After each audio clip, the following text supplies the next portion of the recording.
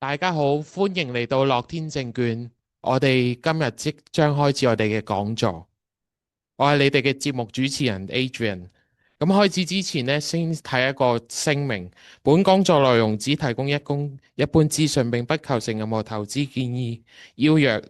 招攬投資虛擬貨幣產品及其他金融工具行為。虛擬資產及相關投資屬高風險資產，價格可能極度波動，並可能導致全部本金損失。演講者嚟自 Rakuten Wallet，主辦方為樂天證券香港有限公司、樂天證券金業香港有限公司。講者及主辦方均未獲香港證監會頒發規管虛擬資產服務嘅牌照。演講內容及觀點只為獨立意見，不代表樂天證券香港及樂天證券金業嘅立場或者建議。觀眾不應依賴本講座內容作出任何投資決定，而應自行進行獨立研究。喺作出任何投資決定之前，應該諮詢相關具牌照嘅專業顧問。咁我哋今日講座嘅題目呢，就係比特幣市場展望2026。我哋好高興請到 Rakuten Wallet 高級分析師松田康生先生。We are very honored to invite the senior analyst of Rakuten Wallet, Mr. Matsuda さん。咁喺我身旁呢位呢，翻譯員呢將會提供即時日文對廣東話嘅翻譯。咁我將時間交俾松田先生。Matsuda さん please。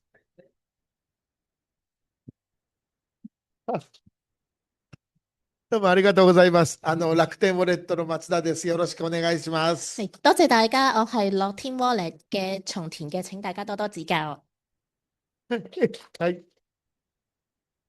今日はですね、ビットコインの2026年の見通しについて、お話しします。咁今日咧，我哋會講翻咧 Bitcoin 2026年嘅一個展望嘅。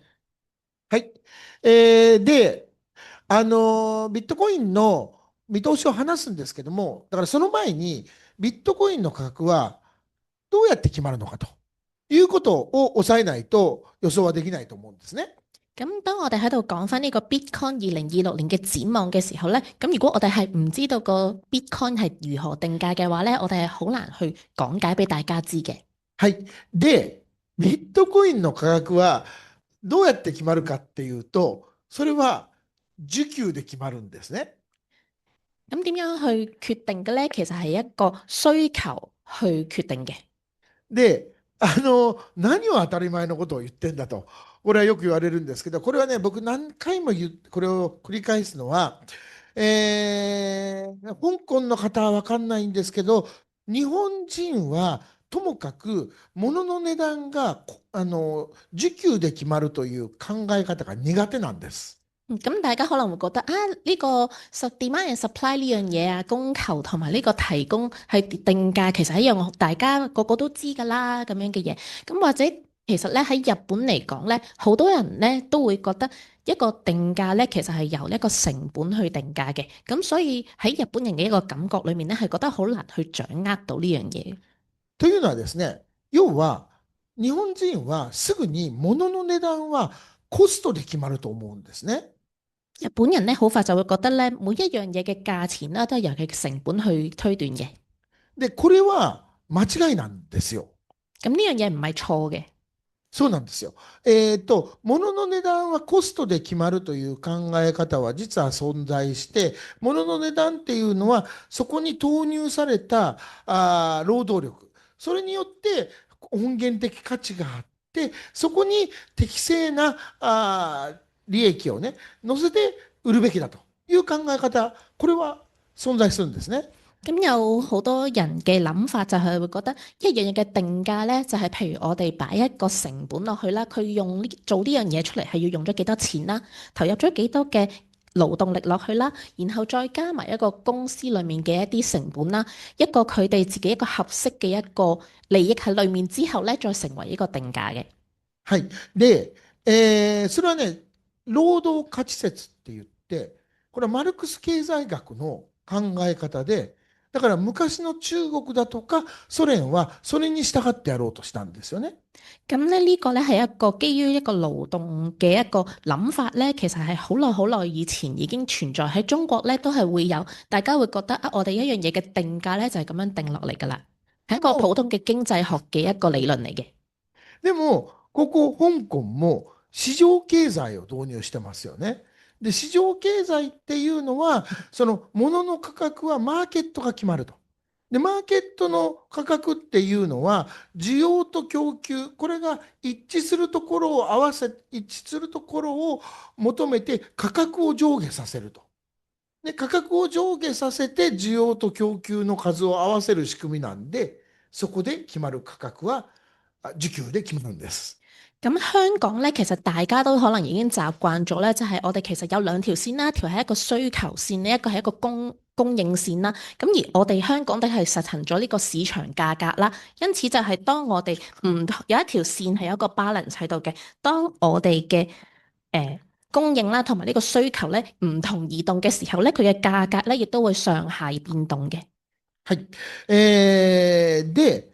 だからこれはビットコインに限った話じゃなくて、マーケットで価格が決まるもの、為替だってそうだし、株だってそうだし、変な話、不動産だって需給で決まるんです。咁其實呢樣嘢咧，呢個市場定價嘅價格咧，唔係淨係單單喺 Bitcoin 裏面有嘅。咁其實好似譬如我哋講嘅股票啦、其他嘅嘢啦，甚至乎我哋買嘅樓啦，其實都係會有呢個情況出現嘅。はい。だからこれをすっ飛ばして考えてしまうと、これをね、すっ飛ばして、そこから先に進もうとすると、マーケットのことが分かんなくなるんですよね。咁所以咧，如果我哋將呢一樣嘢咧再推論落嚟呢一度去睇嘅話咧，咁其實係可以大概地去明白到呢樣嘢嘅。はい。で、ビットコインの価格も、需給で決まるんですけど、ビットコインの価格は、実は供給に特徴があって、供給がね、基本的に一定なんですよ。一定なんですけど、4年ごとに半分になるので、ね、需要が同じだとすると、供給が半分になると価格上がりますよね。だから、ビットコインの価格は4年のサイクルを今まで描いてきたということなんです。咁其實咧，Bitcoin 咧都係會咁樣樣啦。咁而 Bitcoin 咧，佢嘅提供啦，佢嘅 supply 咧係有因為佢係決定咗佢個 supply 係有幾多嘅，佢嘅提供係有幾多嘅。咁因此咧，而我哋亦都咧知道佢每4年咧就會嚟一次咧就會減半嘅。咁呢個半減期咧，其實就係由以前到而家為止咧，就係每4年咧，佢就會將佢嘅提供供應量咧係會減半咁嘅一個cycle 啦，一個循環嚟嘅。はい。で、これはですね、過去、この供給が半分になったのは4年ごとに来るんで、2012年、2016年、2020年、2024年というふうに半減期っていうんですけど、半分になったんですけど、その半分になったところをゼロとして、それでこう高さをね、合わせて、チャートにしたものなんですけど、はい。咁呢一個圖咧，其實就係我哋嗰4個佢每一次嘅半減期咧，即係減半嘅每一個期間啦。淺藍色嘅嗰度2012年啦，藍色嘅2016年啦，綠色嘅2020年啦，同埋紅色嘅2024年。咁而每一次我哋一開始去個半減期嘅時候，我哋當佢係0嘅咁樣做出嚟嘅一個 graph 嚟嘅。咁所以咧呢一度你會一個圖啦，咁所以你會見到咧，我哋下面個底線其實就係0啦。而每一次佢經歷呢個半減期嘅呢4年咧，佢嘅走向咧，我哋就總共整咗喺呢一度啦。はい。で、それで見るとですね、なんか見事に同じパターンでこうね、描いてますよね。同じパターン。どういうことかっていうと、この供給が半分になった D プラス0、これ半減期っていうんですけど、そこから半年から1年ぐらいは、こうね、低迷っていうか横ばいなんですよ。でも、そこから半年から1年ぐらい経つと、ぐぐぐっと上がっていって、だいたいここからね、1年から1年半後にピークアウトするんですよね。で、ピークアウトすると、そこから1年ぐらい下落局面に来て、で、そこから次の半減期に向けて、ぐーっと上がっていく。即係これちょっと分けて説明分けます。してもいいどうぞ、ですか？どうぞ、どうぞ。はい。はい。だから、まず、パターンはね、はい。最初の半年から1年横ばいで、そこから突然ぐっと上がってきて、1年から1年半後にピークを迎える。係咁咧，因為咧，我哋就會見到咧，呢個係半減期之後咧，其實就會去翻嗰個一嗰個位置啦。咁最初嗰半年咧，其實大家都見到佢嘅係比較低迷嘅一樣嘢嚟嘅。然後去到佢半年，去到一年嘅嗰個情況咧，因為呢個係4次都係咁樣嘅，佢就會由半年去到一年咧，就突然間好快咁向上升，然後就會去到佢嘅高峰點啦。はい。で、このピークを迎えると、そこから1年ぐらい、もうピークでね、ちょっとオーバーシュートしてしまうんで、そこから1年ぐらい下落局面が続くんですね。然後咧，佢去到佢嘅 peak 左右，大概1年左右咧，然後就會一直向下落嘅。はい。で、そこから次の半減期に向けて、期待先行で期待感が先回りする形でぐーっと上がっていくと。然後咧就會去到一個咧，大家會期待下一次嘅半減期嘅發生，而開始咧慢慢再向翻上升嘅。はい。で、そういうふうにこの4年サイクルの波を打つんですね。これ実は、マーケットって必ず波を打つんですよ。咁呢個咧其實咧就係我哋見到由以前到而家為止，佢每4年嘅一個循環啦，就係佢每一次都係會咁樣樣喺好低嘅時候再上翻去，然後再慢慢向上升，就係我哋所謂嘅呢一個週期嚟嘅。そう。マーケットっていうのは、需要と供給を合わせるために価格を、調節する仕組みですよね。呢個咧就係我哋平時所講嘅市場價格啦，咁就係我哋係會根據需求同埋供應咧而去形成呢個定價嘅。そうですね。で、価格が上がると、売りたい人が増えてきて、買いたい人が減ってきて、同じものでも価格が下がると、買いたい人が増えてくると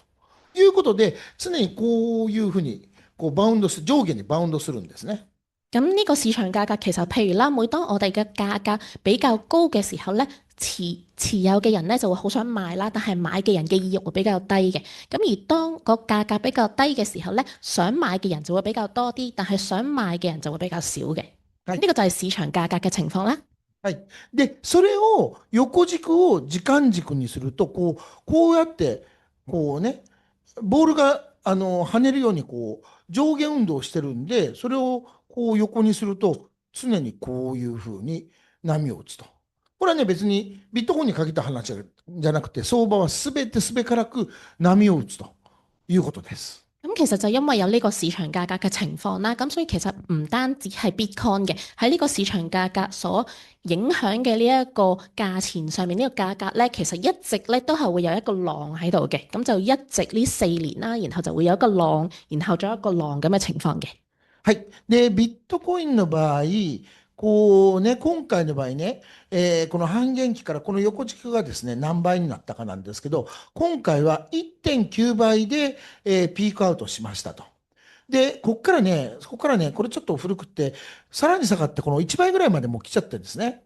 咁咧其實咧佢隔離呢一個其實係一個倍數嘅字嚟嘅，呢個係1倍同埋2倍啦。咁啱啱我哋對上嘅嗰一個咧，2024年紅色嗰條線咧，其實我哋可以見到佢咧，佢個 peak 咧，佢嘅高峰點咧係去到1.9嘅，然後咧之後咧佢就會再跌翻落嚟咧，而家差唔多咧會翻翻去1倍嘅位置嘅。なので、今までのパターンでいうともうね、だいぶいいところまで来てますと、いうことで、なんですけども、ここで一回切りましょうか。係咁咧我哋睇翻啦，因為其實而家紅色線咧係我哋而家呢個情況嚟嘅，係2024年嚟到而家呢個情況啦。咁我哋睇翻，如果我哋跟翻去之前嘅一個趨勢啦，其實係有機會會繼續向下落嘅。で、実はですね、今回は、この半減期から 1.9 倍にしかならなかったんですけども、咁其實咧，今次嘅半減期咧係淨係去到1.9倍啫。今まではですね、これ上を合わせてるんですけど、今まではね、この一番いいところから上がるのがもっとすごかったんですよ。最初の2012年の時は、その半減期のスタート地点から90倍になって、2回目は30倍になって約。で、3回目は8倍になったんです。係咁咧，其實咧由以前到而家咧，我哋呢一個咧佢個趨勢係類似嘅，但係咧個倍數係唔同嘅。當我哋以前2012年嘅嗰一次咧，其實佢係去到半減期咧係去到91倍嘅，然後2016年嘅時候咧係去到29倍啦，2020年嘅嗰次咧係去到8倍嘅。そうですね。だから大体3分の1から4分の1ぐらいにだんだん減ってきているということで、これはその供給要因による変動がだんだんあまり効かなくなってきたということを示しています。咁咧，以前咧，我哋咧好似係譬如每一次啦，佢嗰個倍數啦，都係會減1/3或者1/2咁樣啦。但係我哋而家都見到咧，佢個倍數咧係變咗越嚟越低嘅。ね。で、それはもうちゃんと理由があって、ね、今まで供給量、10分あたり50ビットコインだったものが25ビットコインに減って、こう半分になって、25が12.5、12.5が6.25、6.25が3.125、その次が、わかんない。1.1、1.11、わかんない。係啦，咁咧，因為咧以前我哋咧一個 block 嘅報酬啦，咁譬如2029年嘅時候其實有50個 Bitcoin 啦，然後2012年嘅時候咧係有25個 Bitcoin 咧，又係減咗一半啦，然後2016年係再減一半嘅12.5啦，2020年係再減一半嘅6.2啦，咁然後咧嚟到24年嘅話咧，又已經變咗3.12啦，咁所以再之後咧係咪會再將 cut 一半咧，即係會再減一半咧？咁就而家我哋都未可以講定係咁樣樣嘅，但係我哋見到個趨勢係咁樣嘅。はい。で、さらにですね、その半減期を迎えた時の発行残高ですね。発行残高の方はどんどん増えていってるんですよね。咁咧，但係我哋亦都睇到啦，每一次嘅半減期咧，其實佢嘅發行量咧係越嚟越多嘅。なので、こう半分になっていくんですけど、その都度、この減る額も半分になっていきますよね。50から25は25、25から12.5は12.5。ね。減る額が25、12.5、6.25、3.125と、だんだんこの減る額が少なくなってきてるんですよ。咁我哋都可以見到，因為佢個報酬啦，就係我哋頭先講嘅，由最初嘅50去到25，然後佢之後變咗做12.5，佢再變咗去一半嘅6.25，再變一半嘅3.15，我哋見到佢咧係逐步變少緊嘅。そうですね。なので、この供給要因によるインパクトがだんだん少なくなってきて、だから今回、今までね、こうピークアウトしてから、こう1年ぐらいだらだらっと下がってきたんだけども、これをね、暗号資産、クリプトウィンターって言うんですけど、これもですね、今回そんな大したことないだろう。1年もかからずに、まあ半年ぐらいで終わるんじゃないかなというふうに思っています。咁咧，因為咧就係一個咁嘅情況啦。咁其實咧就會覺得對於呢個 demand 同埋 supply 呢個供給同埋需求咧，可能對於Bitcoin 咧嘅影響咧，好似變得越嚟越細啦。咁而我哋都可以見到啦，呢個我哋可能今次嘅呢一個循環咧，可能而家淨係去咗1年左右啦，但係可能咧佢已經去到一個即係未必會再低落去嘅一個情況，然後可能佢係咪會開始向上升咧咁嘅一個預算嘅。はい。で、このピークからの落ち幅っていうか落ち率ですね。下落率。最初はですね、8割以上下がったんですよ。2回目は8割。で、その前回はね、7割ぐらい下がったんで、まあ、今回は5割か6割で済む。すなわち5割だったらもう終わってるし、6割だったらあと1割ぐらい下がるかなぐらいで済むかなというふうに思ってます。咁咧，我哋之前咧見到咧，佢每一次咧半減期嘅時候咧，可能就覺得大概80% 到啦，或者可能70% 到啦，每一次咧都越嚟越少嘅。咁咧而家會唔會係60% 左右咧？咁樣樣，咁而家都係再睇緊啦。はい。じゃあ、その供給要因、供給要因全く効かないわけじゃないんですけど、供給要因で、予想できない、説明できなくなるとどうなるかというと、マーケットは需要と供給で決まるんだから、需要で決まりますよね。咁咧，我哋就會知道咧，其實因為我哋頭先講過市場價格咧，其實係會由需求同埋提供去影響個價錢噶嘛。咁所以我哋頭先咧，除咗講咗一個供應嘅情況之外咧，我哋亦都睇係要睇睇呢個需求嘅。はい。で、じゃあ、需要とは何かっていうと、なぜ、誰が、いつ、いくら買うんだと。それで、どうなるんだ。そういうことですよね。咁咧，關於呢一個需求啦，咁究竟係點解會有個咁嘅需求咧？邊個有呢啲需求咧？幾時同埋大概係幾多錢咧？咁樣嘅呢啲需求啦。はい。で、まず先になぜから行くんですけど、なんでビットコイン買うんだということなんですけど、これは、はっきりしててっていうのは変ですけど、ちゃんと理由がありますと。咁點解啲人咧需要買 Bitcoin 咧？咁其實咧係有一個好明確嘅一個原因嘅。はい。これはね、香港はそんなことないんですけど、実は日本もアメリカもイギリスもフランスもドイツもカナダも、そういった国では、実は2024年みんな選挙があって、与黨がみんな負けたんですよ。咁咧，其實咧，香港咧可能就冇呢樣嘢發生到啦。但係喺2024年啦，日本、美國、英國、法國、德國、加拿大咧，咁其實咧都係有一樣嘢發生咗嘅，就係一個選舉嘅。所有呢啲國家咧，其實佢哋嘅執政黨咧都係輸咗嘅。はい。アメリカとイギリスは政権が変わりましたし、カナダ、ドイツ、日本で総理大臣が変わりましたよね。咁美國同埋英國咧，佢哋係有一個政府嘅變更啦，而喺德國、加拿大同日本咧，佢哋係有一個首相嘅變更嘅。で、これにはちゃんと理由があって、2020年のコロナの時に緊急対策として、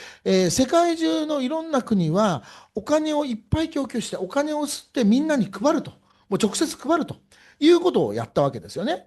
咁因為咧喺2020年咧，我哋嘅 Covid 啦，呢個流感嘅時候咧，咁有好多唔同嘅政府咧，佢哋都有一啲緊急對策啦，就會進行一個派錢嘅行為嘅。咁好多政府都有做到呢個派錢啦。はい。で、その結果、そのコロナが2022年、2023年と終わるとですね、そうするとお金を供給しすぎたんで、インフレが起こったんです、世界中で。咁就係因為咧喺2022年、2023年左右咧，我哋嘅 Covid 變得穩定啦，呢個完咗啦。咁但係咧當時咧，其實政府好多時就係佢派錢派得太多，咁而有呢個影響留低咗喺度嘅。で、そのインフレを抑えるために、各国政府は元へ戻そうというふうにしたんですね。それは金融緩和を縮小して財政支出を減らそうとしたわけですよ。咁咧就因為好多唔同嘅政府啦，都係想要將呢一個衝擊咧，呢個影響盡量減低嘅。咁所以咧，佢哋就會話：好啦，咁我哋就減稅啦，然後仲有好多唔同嘅金融政策有推出嘅。はい。で、それに対して2024年に選挙したら国民は全員ノーって言ったんですよね。咁所以咧喺2024年嘅時候咧，大家咧好多人咧。唔好意思啊，係咧頭先其實應該咧係要加稅嘅，咁所以咧好多人喺2024年咧選舉嘅時候咧就對政府嘅政策咧就不滿，所以咧喺投票嘅時候就對佢哋嘅執政黨 say no 嘅。はい。で、その結果、2025年に何が起こってるか、ないしは2026年何が起こってるかっていうと、ポピュリズムっていうか、減税ポピュリズムっていうか、減税競爭が今、世界中で起こってるんですね。咁所以咧，2025年啦、2026年啦，喺成個世界嚟睇咧，其實有好多唔同嘅民粹主義啦，同埋啲減稅競爭嘅一啲年度嚟嘅。はい。先週ですかね、日本でも選挙があったんですけど、選挙があるとですね、ほとんど一党だけね、それ言わなかった人いるんですけど、一党を除いて全部消費稅を減税するって言ったんですよ。咁咧其實咧上個禮拜咧，日本嗰邊咧都係有一個進行咗一個選舉嘅。咁咧唔係淨係一個黨啦，而係大家咧都係喺度推崇緊，不停喺度講就係話，我哋一齊要減呢個消費稅。はい。で、そうなると、そのね、財政赤字が増えるし、ね、政府が発行しているお金の価値がどんどん下がっちゃうということで、そういうところから逃げようと。そこからね、逃避しようと、法定通貨のね、原価から逃避しようというフローがですね、ビットコインに向かっていると。咁咧就係因為佢哋有冇咁嘅情況咧？如果佢哋不斷咁減稅嘅話，咁政府嘅收入會變少啦，政府咧好容易會成為財赤嘅，而人民咧都會對佢哋自己政府咧所發行嘅一啲貨幣唔信任啦，因此咧佢哋因為覺得嗰個貨幣嘅價值越嚟越低，因此咧佢哋為咗要避開呢一個危機啦，避險嘅需求啦會增加，而佢哋會轉去將呢樣嘢擺去 Bitcoin 嗰邊嘅。はい。で、これが、ビットコイン上がった後落ちましたけど、金もビットコインも株も不動産もみんな史上最高値を更新している背景です。咁但係咧，我哋而家可以睇到啦，其實唔係單單係 Bitcoin 啦，好多資金咧都流入咗去一啲避險嘅地方嘅 Bitcoin 啦、金啦、一啲股票啦，同埋一啲樓咧，即係樓啊、樓盤啦、住屋啦，都係有一個上升嘅趨勢嘅。はい。で、これはですね、実は一時的なことじゃなくて、もう構造的にしばらくね、5年、10年続くんじゃないかなというふうに思ってるわけです。咁其實咧呢樣嘢咧並唔係淨係一次發生啦，而係咧其實係好似一個已經有5次左右噶啦。はい。で、それはですね、現在の経済政策の元になっている考え方というのは、それは1929年の世界恐慌の反省なんですね。咁咧，其實咧點解會有咁嘅發生咧？其實咧係1929年嘅嗰個大蕭條嘅時候咧所發生嘅一個財政嘅政策嚟嘅。はい。で、それは、そっから、その時はそれで正しかったのかもしれないけれども、1929年からもう100年経ってますから、100年経った現在に、その経済政策が合わなくなって構造的な問題だと思うんですね。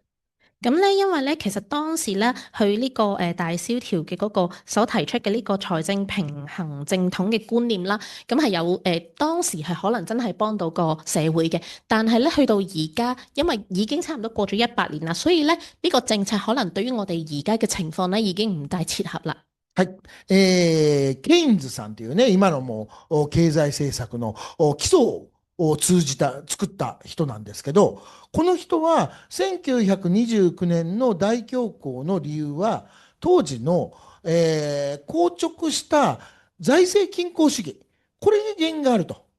考えたんですね。咁呢個我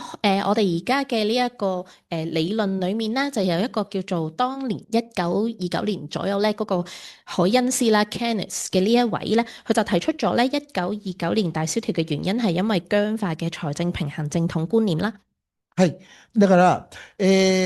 況になって需要が減ってしまったときは、政府が借金をして需要を増やすという総需要コントロールという考え方を導入したんです。咁咧，佢哋係講咗咧，關於喺呢個經濟衰退期間咧，當個需求下降嘅時候咧，政府應該要增加支出咧，去控制呢個總需求嘅。はい。これは財政赤字の許容というか肯定だったんですね。咁就會變咗咧係一個佢哋接受嘅財政赤字嘅情況嘅。はい。これはね、戦後の経済政策の基本なんですけど、こんな考え方、つい最近できた話、ここ50年ぐらいにできた話なんですね。係咁咧，雖然咧係戰後之後嘅事啦，咁但係咧，我哋真係可以接受政府係有呢個赤字出現咧，其實係戰後大概呢50年左右咧，先至開始有呢一個概念嘅。で、次、バーナンキ。前の前の前の FRB 議長ですかね。ノーベル経済学賞を取ったバーナンキさん。この人は世界恐慌の専門家なんです。咁咧就係一個之前嘅一個世界銀行嗰邊嘅專門嘅一位人員啦，咁佢係叫做貝南克嘅，咁佢以前咧就都提出過呢件事嘅。はい。で、この人は1929年の大恐慌の原因はね、当時のね、硬直したね、金本位制にあると考えたわけです。咁佢會覺得咧1929年大蕭條嘅原因咧係因為佢哋當時僵化咁樣堅持咧係金本位制嘅，即係話一張錢係一定要有翻咁多金喺裡面嘅一個比例啦。はい。で、彼はね、デフレーションで、デフレになったら、デフレスパイラルってどんどんこう止まんなくなるんで、そういう時はもう強引に中央銀行がお金をいっぱいね、印刷して、そして供給してですね、そしてマーケットを人工的にインフレーションにしなくちゃいけないというふうに考えました。これをね、ヘリコプターマネーって呼ばれてるんですね。咁咧就佢會覺得咧喺呢個通貨縮緊嘅時期咧，應該咧要繼續去印錢咧，印呢個鈔票啦。中央銀行繼續印鈔票啦，然後提供俾市場咧，就不停咁樣提供俾市場有更加多嘅錢嘅。咁而呢一樣嘢咧，亦都叫做 helicopter money，呢個直升機好似飛錢落，係啦，即係散錢咁樣樣啦。はい。これが、量的緩和っていうものの許容というかですね、ある意味、これまで禁じ手とされていた財政ファイナンスですね。それを肯定的に捉えようという考え方が生まれました。咁呢一個咧，其實咧就係一個叫做量化寬鬆嘅一個政策啦。咁而亦都咧變得接受咗呢一樣嘢嘅。はい。で、これにですね、現代の民主主義っていうのは結局ね、SNS ができたり、ビッグデータの解析が進んで、国民が何を考えてるか、どうやったら選挙が勝てるかっていうのが結構すぐ分かるようになって、結構ね、その世論に迎合的な、そういう傾向が生まれてきたんですね。咁同埋咧，加上我哋而家啦，啲現代民主啦，咁咩為之嘅現代民主咧？譬如我哋好多唔同嘅 social media 啦，有唔同嘅 big data 啦，我哋可以好快地掌握到其實人民嘅一個心意啦，大家點諗啦嘅呢個趨勢咧，其實係好快可以掌握到嘅。咁亦都咧，所以咧，而家係會變咗一個迎合民意嘅一個現代民主啦。はい。で、この3つをですね、合わせた結果、この財政ファイナンス中毒というかですね、これからですね、コロナの時は緊急対策だと言ってた財政ファイナンスから、今現代社會は逃れられなくなってしまっていると。咁咧，其實咧，當時咧喺我哋啱啱完咗 Covid 嘅時候咧，大家突然間好需要用嘅呢個緊急政策咧，而家變咗咧，大家都係有一個上癮嘅情況，係一種財政融資嘅上癮嘅。はい。で、これはですね、もう構造的な問題で、人間で結局ね、痛い目に遭わないと分かんないですから、だから、これはね、本当に痛い目にあって、とんでもないことが起こるまでは、しばらくもう続いちゃう。だから逆に言えば、円だとか、ドルだとか、そういうものの価値がどんどん相対的に下がっていくというのは、もう構造的にしばらく続くだろうなと。ですから、金の上昇も株の上昇もビットコインの上昇もしばらく続くと思います。咁咧，其實呢個係一個構造性嘅一個問題啦。咁所以咧，其實好似譬如我哋嘅 yen 而家比較平啦，金會上升啦，股票上升啦，Bitcoin 會上升咧，其實都係因為呢一件事而會令到呢件事會繼續持續落去嘅。雖然其實當然係會有一個危機喺下面嘅。はい。だから、どういうことが起こるかというと、ビットコインも上がるし、金も上がるし、でも、円の価値が下がる。香港ではどれぐらいかわかんないですけど、ちょっと前までは5000万円あったら、東京でもマンション買えたんですけど、今だと1億円出しても買えないんですね。咁咧其實咧未知道香港而家嘅情況係點樣樣啦，因為咧日本嘅情況咧，譬如佢哋金價一直向上升啦，股價向上升啦，但係 yen 咧係一直向下跌嘅，咁所以就變到咧佢哋而家譬如喺東京咧，以前可以係5000萬 yen 可以買到一層樓嘅，但係而家咧就算佢俾1億咧，佢都係買唔到一層樓嘅。で、多分これがビットコインも金も株も上がるんですけど、その代わり、そのうち2億円出しても家が買えなくなると。そういう時代が多分来ると。そういうことなんだと思います。咁咧，但係咧，而家我哋頭先啱啱講咗啦，以前係我哋可能5000萬可以買到，而家我哋1萬yen買唔到。但係呢一個情況繼續惡化落去嘅話咧，可能我連2億yen我都買唔到噶啦。はい。で、次ですね、誰が買うのかと。ね。で、誰がいくら買うんだという話なんですけど、このね、誰が買う、まあ、これね、買うのはアメリカ人なんですけど、はい。係啦，咁咧究竟邊個去賣咧咁樣樣？係啦，咁其實咧賣嘅呢個人咧係非常之重要嘅。はい。咁係一個美國人啦，阿成係。で、誰が買うのも大事なんですけど、ビットコインみたいな商品の場合は、誰が売るのかっていうのが大事だというのを考えてるんですね。係啦，咁雖然邊個去買同邊個去賣咧，其實都係非常之重要嘅。咁所以我哋而家咧諗一諗咧，究竟咧邊個會去賣呢樣嘢咧？はい。で、2024年1月にビットコインの ETF が誕生した時に大ヒットしたんですけど、その時に買った中心の人たちっていうのは、それまでビットコインを買ったことのなかった60代以上の個人だったと言われてるんですね。咁咧，其實咧喺2024年1月嘅時候咧，開始出現咗咧 Bitcoin 嘅 ETF 啦。喺呢個情況之前咧，其實大家都好多人咧都會覺得喺買呢一個 Bitcoin 嘅人咧，可能咧都未夠60歲嘅。はい。これはですね、ブラックロックっていうね、世界最大の運用会社の社長のラリー・フィンクさんなんですけど、この人がテレビに出てですね、いや、財政赤字が増えすぎてね、ドルの価値はどんどん下がってると。で、ビットコインはそういう政府の影響を受けない。だから、長い目で見た価値の保存手段でデジタルゴールドだっていうふうにこの人言ったんです。咁咧呢一位咧就係咧 BlackRock 嘅一個 CEO 啦，係貝萊德執嘅一個世界最大嘅資產管理公司嘅執行長啦，叫做Larry Fink 啦，叫做拉里芬克嘅。咁咧佢亦都有上過電視咧，亦都有講過關於 Bitcoin 嘅一啲嘢啦。佢當時係講咗咧，就係話而家巨額嘅政府債務咧已經損害咗金錢嘅本身有嘅價值㗎啦。而 Bitcoin 咧係唔會受到呢一類左右嘅政府嘅影響嘅，所以佢係具有長期價值儲存嘅作用啦。佢係一種數字嘅黃金嚟嘅。はい。で、これね、こんなことを僕とかもう5年前からずっと言ってるんですけど、ね、5年ってことはないかな、5年ぐらい前からね。でも、2021年の頃から、コロナの時にこうなるぞって、私だけじゃなくてですね、いろんな人が言ってたんですけども、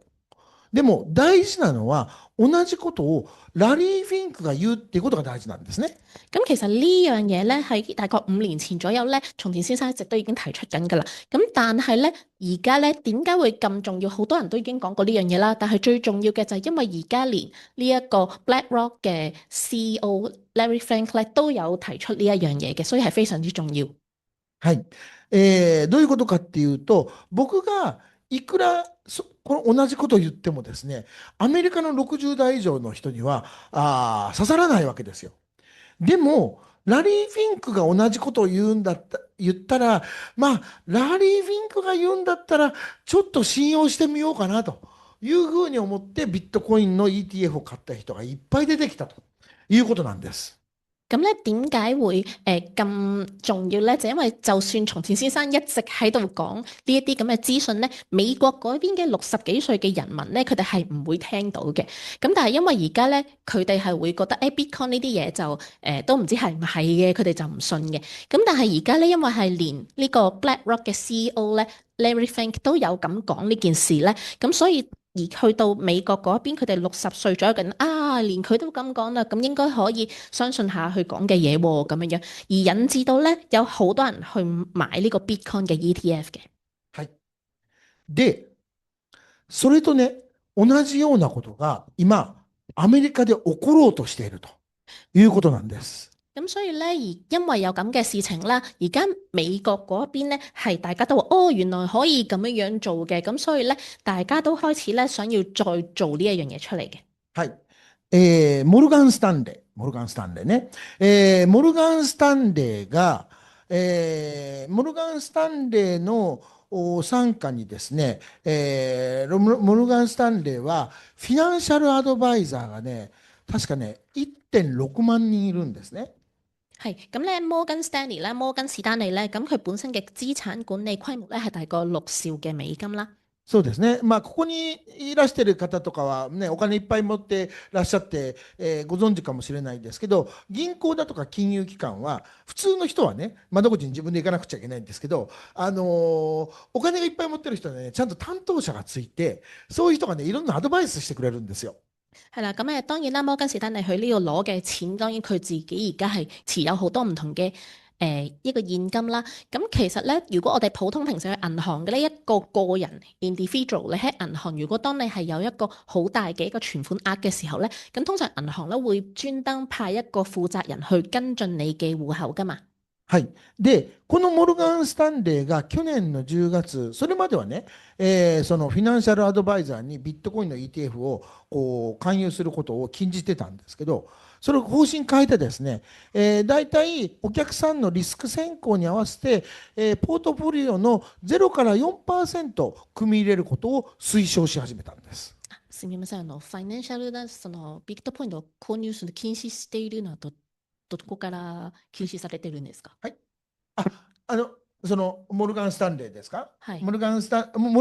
レーがお客さんにビットコインみたいなね、危ない商品をね、お客さんにどうですかっていうことをやめさせてたんですね。係。咁咧，其實摩根士丹利咧，唔好意思啊，我啱啱 confirm 翻。咁其實喺上年10月左右咧，佢對佢自己嘅投資者咧就唔再去話，不如買 Bitcoin 啦咁樣樣。佢而家咧就冇叫佢哋啲投資者去買嘅。咁所以咧，佢而家對於佢哋自己嘅一啲個人嘅客戶咧，佢哋建議佢哋嘅一個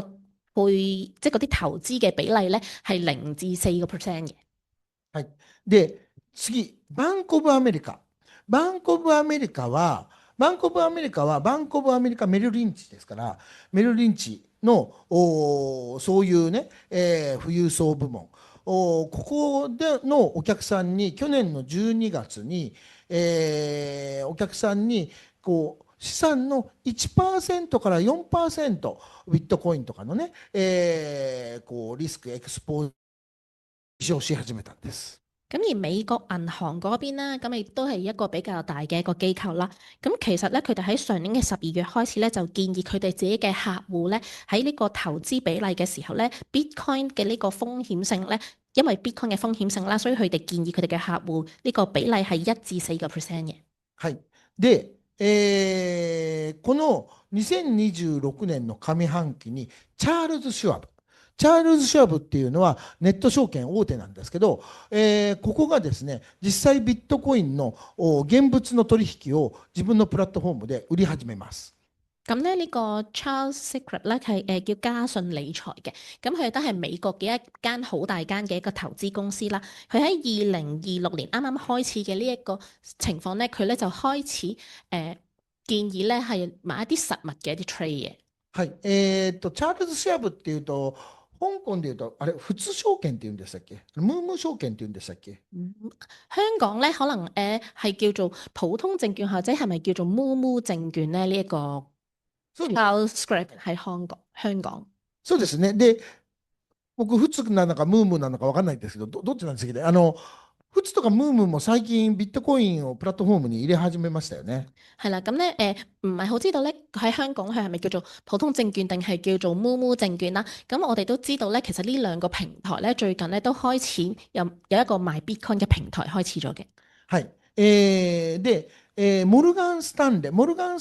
も上期に自社のプラットフォームでビットコインを売り始めると。咁咧，而摩根士丹利咧喺佢哋自己嘅公司嘅平台咧，呢個啱呢個開始上半年咧開始咗一個賣 Bitcoin 嘅一個 platform 嘅。はい。で、JP モルガンはビットコイン社長がですね、ビットコインのこと大嫌いだったんですけど、そこもですね、ブルームバーグによると現物を提供することを検討し始めてるらしいと。咁咧摩根大通啦、JP Morgan 啦，咁原本咧佢哋嘅社長咧係好唔中意 Bitcoin 嘅，但係咧佢哋而家咧都因為 Bloomberg 彭博嗰邊嘅一啲資訊啦，開始咧考慮下係咪會提供 Bitcoin 嘅。はい。で、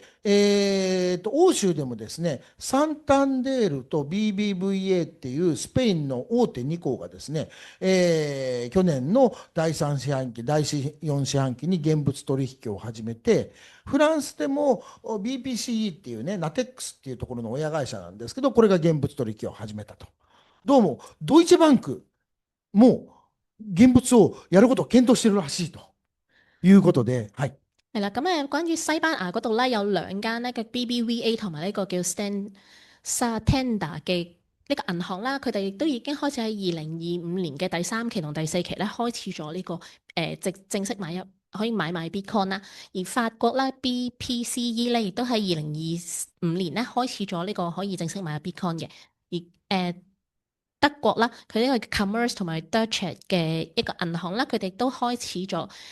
2024年咧，其實 Commerce 嗰邊咧已經開始咗可以買呢個 Bitcoin 嘅，而呢個 Deutsche 咧，佢係2026年咧開始考慮咧可以買 Bitcoin 嘅。はい。昨日もダンスケバンクっていうデンマーク最大の銀行をビットコインの取引始めますというふうに言ってましたし、だから、香港だとどういうイメージかわかんない。香港だと、やっぱり HSBC とスタチャンですかね、スタンダードチャーターと。あとバンクオブチャイナとか。そういうところがビットコイン直接売り始めてると、じゃあ俺もちょっと買ってみようかなという感じになるんじゃないかと。咁因為我哋而家見到啦，呢個好多唔同嘅一啲大嘅銀行咧，佢哋都開始直接提供咧可以買入 Bitcoin 啦。咁我哋尋日咧，另外有一間亦都好大間嘅銀行咧，叫 Danske Bank，佢咧都開始咧係。咁佢咧都開始啦，去買可以直接買 Bitcoin 啦。咁而香港呢邊可能一啲可能 HSBC 啊，或者渣打啊，或者咧中銀嗰啲咧，如果佢哋都開始可以正式俾人哋買 Bitcoin 嘅話，咁可能大家咧對佢嘅信任度會比較高啊，我都不如試下買下 Bitcoin 啦咁樣諗嘅。はい。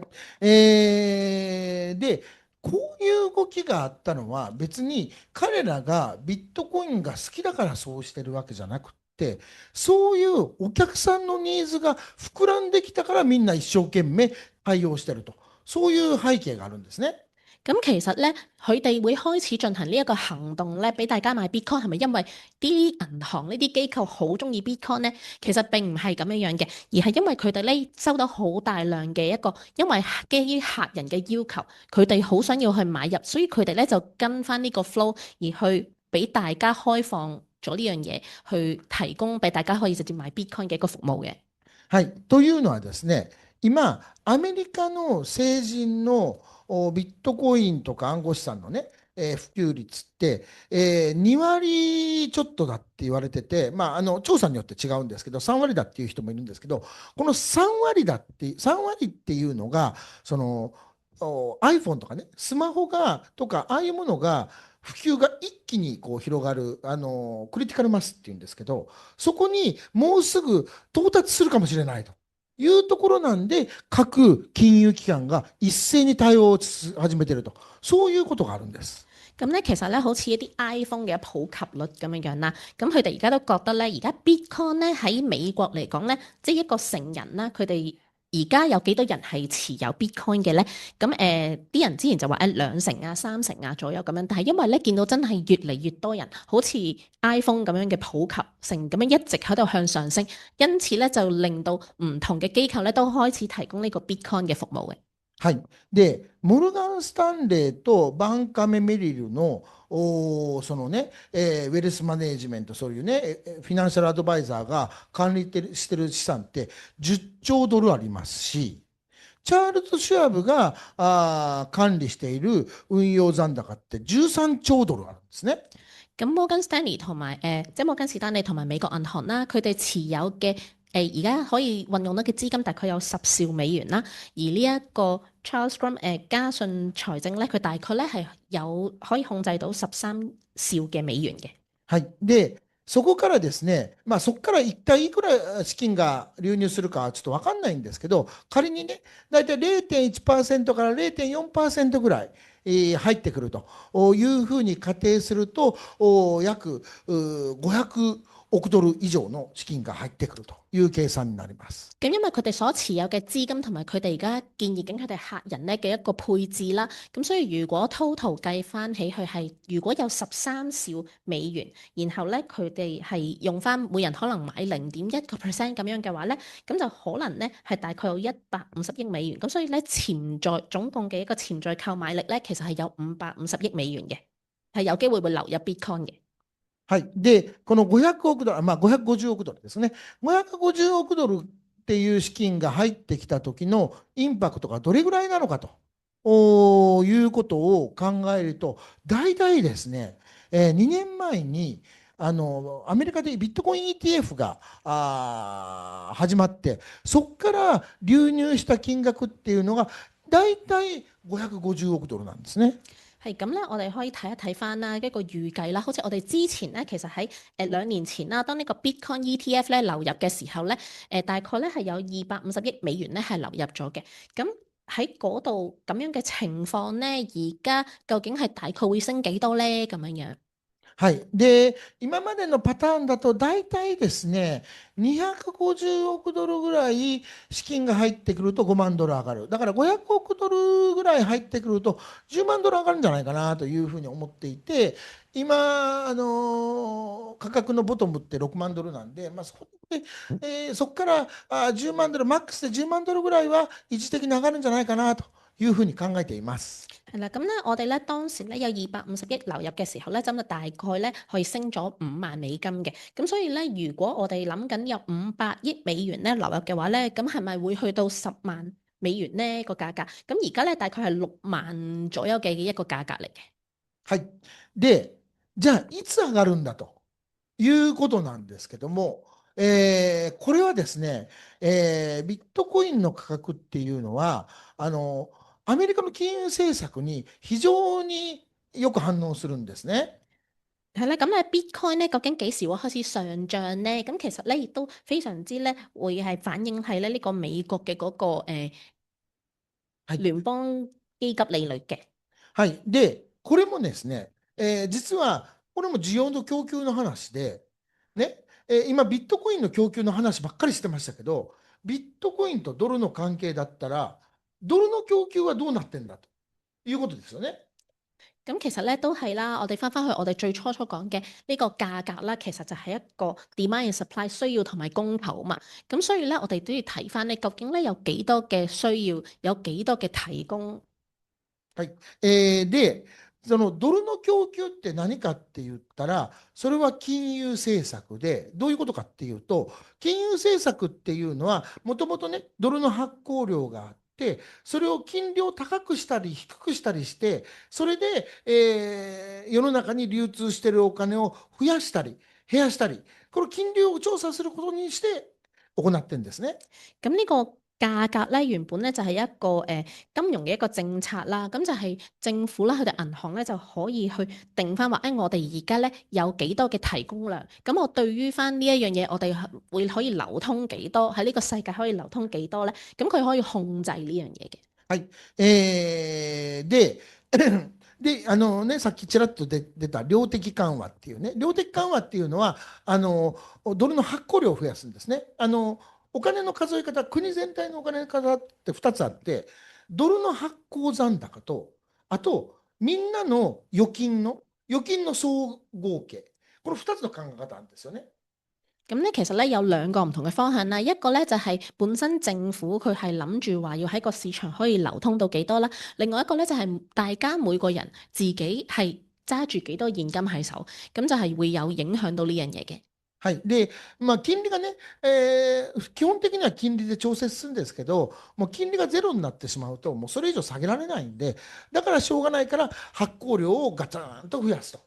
いうことがあって、これはいろいろ問題がある方法なんですけど、そういうことをやることがあると。咁咧，其實咧，我哋講翻呢個金利啦，即係嗰個利率啦。咁其實如果利率咧去到零嘅話咧，咁係唔會跌破零噶嘛，suppose。咁所以咧就基本上，如果當佢去到嗰個情況嘅話咧，政府就會不停喺度想要增加呢個錢嘅流通率嘅，即係會去印多啲錢啦。はい。だから、この間、金がピークアウトしてストーンと落ちたときに、ビットコインも落ちました。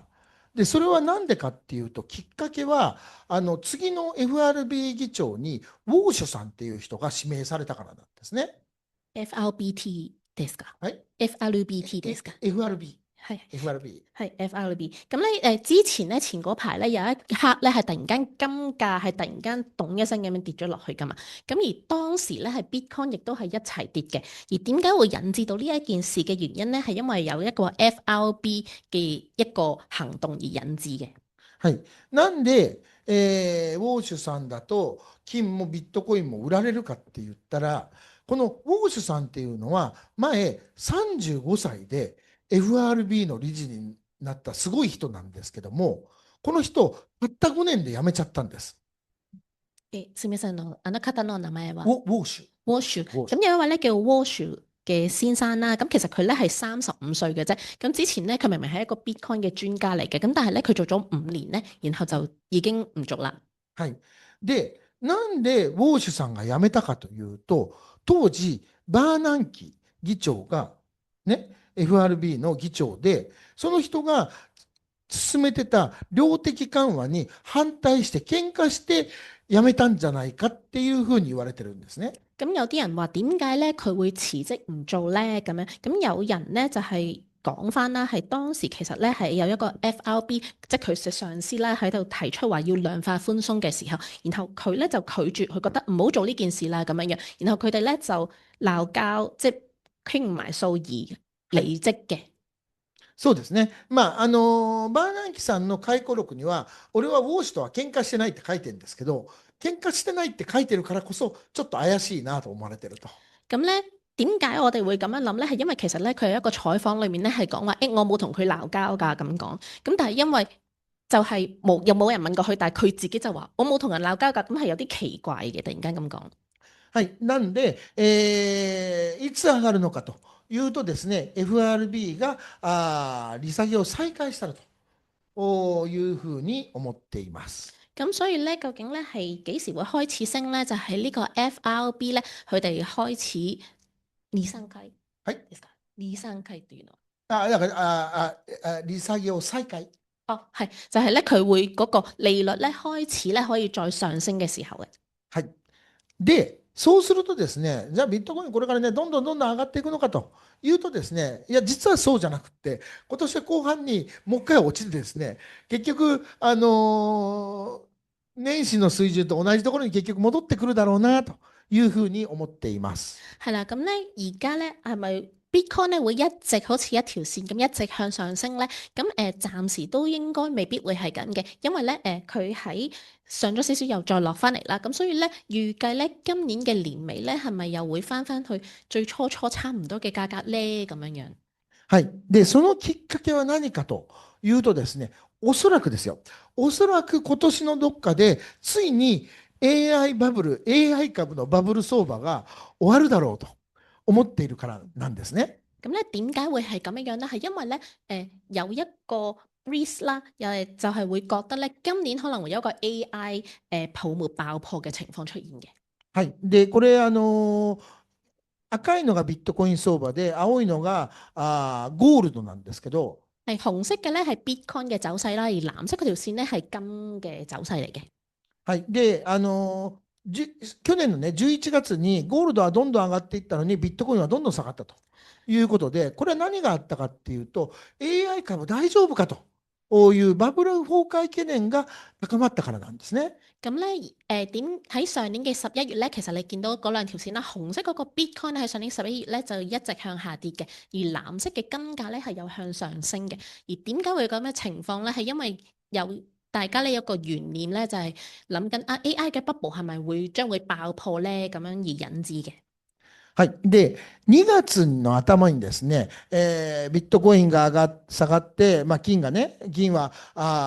その時下がったものが一緒に下がってから金リバウンドしたのに、ビットコインなかなか上がらないのも AI バブルの懸念がくすぶってるからと。係啦，咁點解咧金價仍然喺今個2月嘅時候，佢仍然係高企，而 Bitcoin 咧仍然係有少少向下嘅感覺咧？咁其實仍然係受呢個影響嘅。はい。で、なんで AI バブル崩壊懸念というのがですね、11月と2月に起こるかというと、それは決算発表があるからなんですね。咁點解大家會覺得喺11月2月左右咧，可能會有呢個 AI 泡沫爆破咧？係因為佢哋會有啲結算報告嘅發表嘅。はい。で、それはどういうことかっていうと、AI って言うんですけど、各社ですね、すごい、日本円で言うと10兆円以上の投資をどんどん計画しているというので、そんなにね、投資して本当に回収できるのということをみんな心配し始めていると。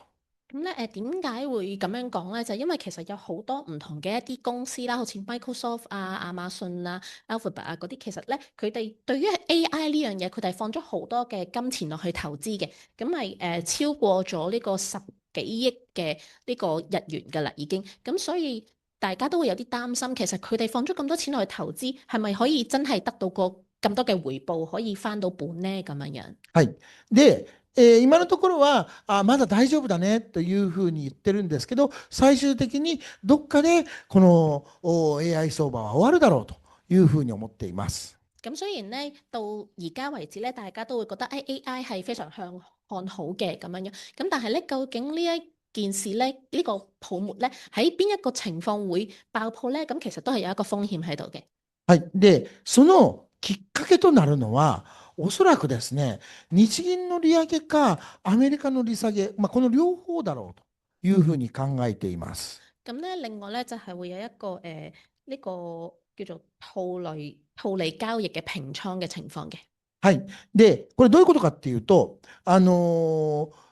円キャリー取引って香港であんまり言わないですかね。円キャリー取引っていう言葉があって、ドル円だとかユーロ円だとか OG 円をロングにして、そうすると日本の金利が低いから毎日毎日スワップポイントがもらえるという取引なんですね。咁咧香港可能咧就冇咁樣做啦。咁而日本嗰邊咧，因為 yen 嘅利率比較低啊，咁所以咧佢哋會有一啲好似 day trade 咁樣咧，每日咧就會將佢放咗去另外一個 market 度攞呢個利息咁樣樣嘅一個做法嘅。はい。で、この円キャリー取引っていう言葉が生まれたのって、僕のね、記憶だとね、2002、3年頃なんですよ。係咁咧，大概咧呢個 yen carry 即係日元 carry 嘅呢一件事咧，咁大概其實係2023年左右而出現嘅一個名詞嚟嘅。はい。で、それまではですね、金利差を理由に為替のポジションを取るのはナンセンスだって言われてたんですね。係啦，咁咧呢一個係佢即係買賣嘅呢個賺利率嘅呢一個做法啦，一個叫做日元套利交易嘅呢件事啦。咁其實咧每一日咧大概係幾 cent 咁樣樣嘅一個買賣嚟嘅。はい。でも、日米の金利差がね、3%ぐらいになったぐらいからですね、特にこの頃からですね、こちらでもやってる FX 取引、それがですね、個人が FX 取引をやり始めて、で、特にあれですよね、ミセス渡辺とかね、そういう言葉が生まれたのもこの頃だったんです。すみません、FX 取引っていうのは FX 取引っていうのはですね、係咪 FX 嘅一個交易？咁香港可能都會有嘅咁樣樣。はい。で、それなんですけど、ところがですね、これ、日銀が利上げをして、FRB がオレンジのね、利下げし始めると、この金利差がね、ある程度縮小すると、このね、積み上がった円キャリー取引の分が、これがね、逆回転し始めるんですね。咁咧，其實咧，因為咧，佢哋嘅呢一個買賣咧，最主要咧就係佢哋用呢個其他嘅貨幣嘅一個利率咧，一個差價咧，咁就去賺呢件事嘅。咁所以你會見到啦，之前咧，譬如佢橙色嗰個咧係美國嘅一個利率啦，然後咧佢白色嗰個咧係日本嘅政策利率嚟嘅，而綠色嗰個咧係$同埋日元嘅一個匯價嚟嘅。咁之前咧佢哋咧係可以攞到一個比較好嘅利率啦，所以好多人會咁做嘅，即係嗰個差價。利率差價，咁但係去到後面你可以見到啦，係會跌翻落嚟，甚至跌穿咗嘅。はい。で、この円キャリー取引っていうのは、金利の安い日本円を借りて、そして、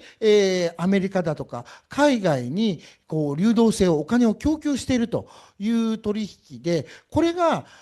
反対に回り始めると、いろんなところで資金繰りがつかなくなってきて、それが最終的にリーマンショックにつながったと。咁咧，其實咧當時咧就係因為有好多嘅日本人，因為利率比較低啦，佢哋喺日本會借咗一啲錢放去其他唔同嘅國家咧，就去運用嘅。咁因此咧，你都可以見到啦，其實咧佢黃色嗰度指住嘅咧，2028年咧都因為咁樣咧而出現咗呢個雷曼嘅危機嘅。はい。で、今見てみるとですね、日銀がこう利上げをしてきて、FRB が利下げを始めて、今ここで止まってるから大丈夫なんですけど、これもうちょっといったら、そろそろクラッシュ来そうだなという感じになってるんで、今年どっかあたりでですね、日銀ももう一回利上げするって言ってますし、それぐらいでそういうクラッシュが、それがね、AI バブルの崩壊の引き金を引くんじゃないかな。そうすると、ビットコインは上がってもそこからストーンと落ちちゃうというふうにして一手コインになるんじゃないかなというふうに思ってます。係啦，咁咧點解會啱啱會講呢樣嘢講咗咁耐咧？因為其實大家會見到個圖咧，佢個樣咧係咁樣噶啦，即係咁樣樣嘅。而咧而家我哋去到嗰個位咧，亦都係開始有少少好似之前雷曼之前嘅嗰個趨勢嘅，因此咧就會喺度預想會唔會好快咧會，如果佢再而家暫時冇問題嘅，但係如果咧佢再跌多少少嘅話咧，佢個樣就會好似呢個危機出現嗰個好 classic 嘅樣啦，所以咧就而引致呢樣嘢可能係因為 AI bubble 嘅。はい。以上になります。はい。長い間ご清聴ありがとうございました。係啦，咁要分享嘅咧就嚟到呢一度啦，多謝大家嘅聆聽。 Thank you, Majida san. We learn a lot. Thank you. 多謝松田先生，我哋今日學咗好多嘢。今日講座嚟到呢度，多謝收睇嘅觀眾。咁現場觀眾可以繼續享用茶點。如果有問題咧，可以問翻我哋嘅職員。多謝大家。